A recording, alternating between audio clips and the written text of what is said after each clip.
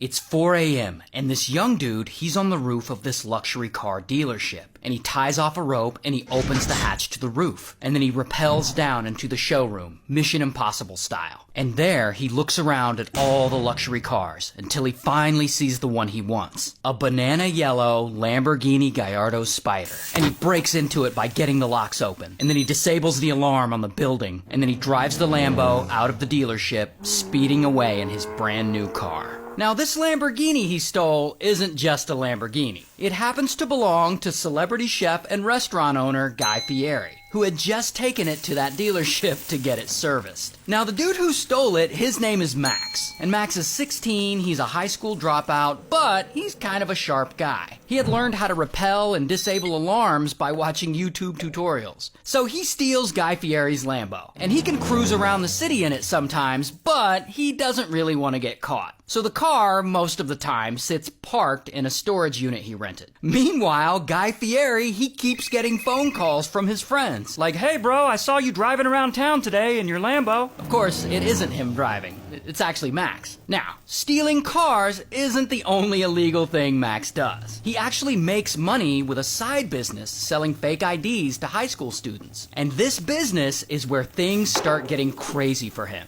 Because one day, he sells a fake ID to this girl, Eva. Now Max, he likes Eva. He thinks she is fine, and he really wants to impress her. And yeah, he's got this cool banana yellow Lambo. What more does he need? I mean, sometimes he'll even pull up to meet up with her in this Lambo, like he's trying to flex. But unfortunately, Eva isn't really interested in Max. She only talks to him because she wants to buy another fake ID from him. So Eva and Max, they start texting back and forth often enough. And she's always asking him about this fake ID he's gonna sell her. But Max, he's decided he wants more. And so he makes his move. And he asks her, so what are you doing on Valentine's Day? And that is when Eva drops a bomb on him. She's like, I'm gonna be with my boyfriend. Now this absolutely crushes Max. He is devastated. He doesn't like the fact that she has a boyfriend one bit. And he gets pissed off and he's like sitting in his room just thinking about it, marinating. Now Eva's boyfriend is this guy, Landon. And Max, he finds Landon on Facebook and he starts talking trash to him and he threatens to fight him. And of course, none of this wins Eva over. So then Max, he comes up with a plan. He's gonna unalive Landon so that Eva will have to love him.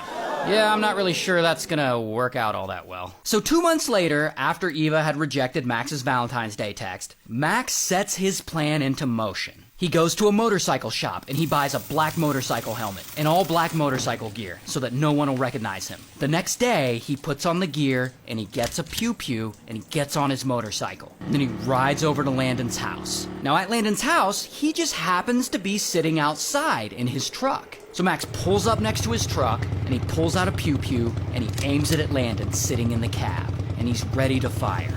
Here's the thing. Max doesn't know this, but Landon isn't the only one in that truck. Eva is actually sitting in the passenger seat next to him, but Max doesn't see her. So Max, he aims the pew-pew at Landon, and he pulls the trigger. Blam! Blam! He fires 5 times, and bullets come flying through Landon's window. And he and Eva have to duck down. And at that moment, Max accidentally fumbles, and he drops the pew-pew. So Landon, he sees this opportunity, and he floors it, speeding away. And they haul ass to a nearby taco shop, and they call 911. And then police come out, and they investigate, and they have no idea who this shooter is. But surveillance footage got him getting gas at a nearby gas station right before the shooting. And then 2 of the detectives investigating, they look at this footage. And they just happen to be motorcycle enthusiasts. And they recognize the brand of helmet that Max is wearing. And only one motorcycle shop in the area sells that brand of helmet. So they go to the shop, they ask for the surveillance footage, and on it, they see Max buying the helmet and the black gear he wore during the shooting. Now detectives, they don't know his name is Max. But remember, Max had been threatening Landon on Facebook. So police put 2 and 2 together, and they realize the guy who was threatening Landon on Facebook is also the guy who was shooting at him. Now these detectives, they don't want to just roll up and arrest Max right away. No, they want to find the pew-pew he used during the shooting and the motorcycle he was riding that day, so that they can tie him directly to the crime. So they approach Eva, and they ask her to help them catch Max. They have her call him and ask him to meet up while they record the phone call. So Eva calls him, and she's like, "Hey Max, I need a new fake ID, let's meet up." And then she asks him if he can bring that sweet banana yellow Lambo. And Max is like, "Alright, sweet." So he goes to the storage unit, and he gets the Lambo out, and he drives it over to where Eva is. And now detectives, they're on the lookout, and they spot him driving.